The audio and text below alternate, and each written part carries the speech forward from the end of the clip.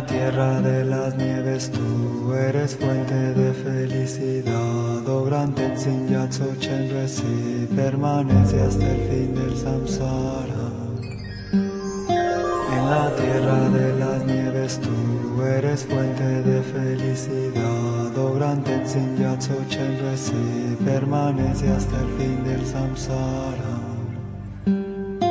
En la tierra de las nieves tú eres fuente de felicidad. O gran Tenzin Gyatso Chen Resi permanece hasta el fin del samsara.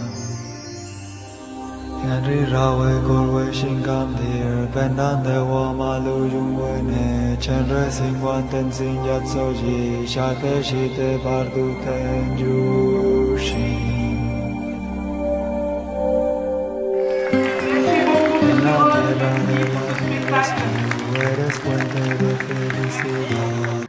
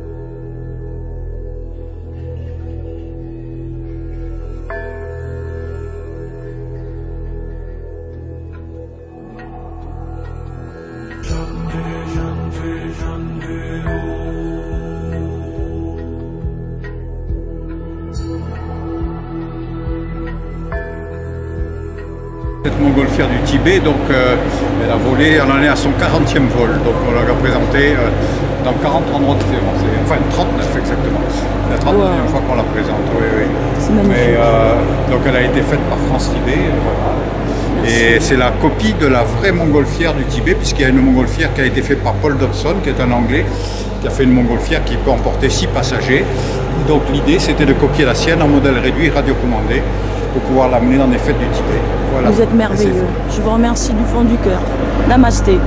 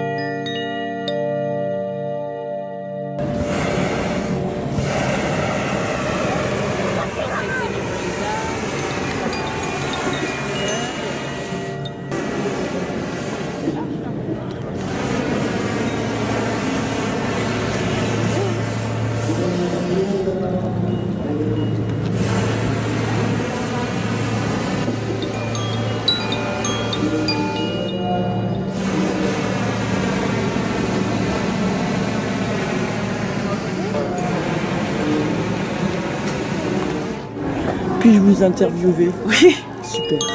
Mon nom est Véronique Jeannot. Je suis comédienne, chanteuse, artiste, on va dire, et passionnée par le Tibet, pratiquante, passionnée par le bouddhisme, le bouddhisme tibétain, mais le bouddhisme en général. Et je suis là pour présenter le documentaire que j'ai fait il y a déjà quelques années, qui s'appelle Dakini, le féminin de la sagesse, qui est fait de portraits de femmes qui témoignent de leur expérience et de leur connaissance, de ce qu'elles sont, tout simplement.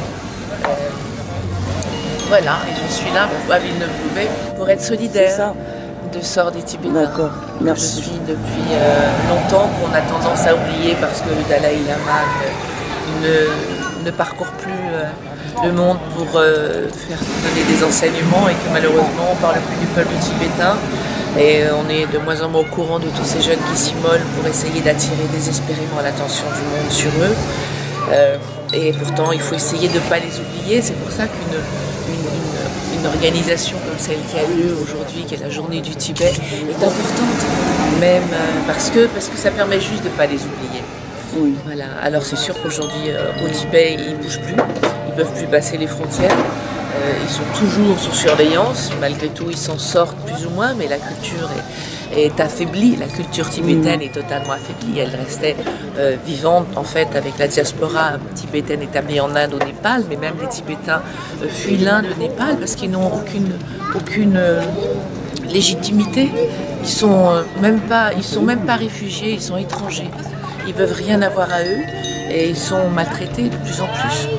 Donc ils fuient vers l'Occident, qui n'est pas l'Eldorado, mais qui est toujours mieux que ce qu'ils vivent.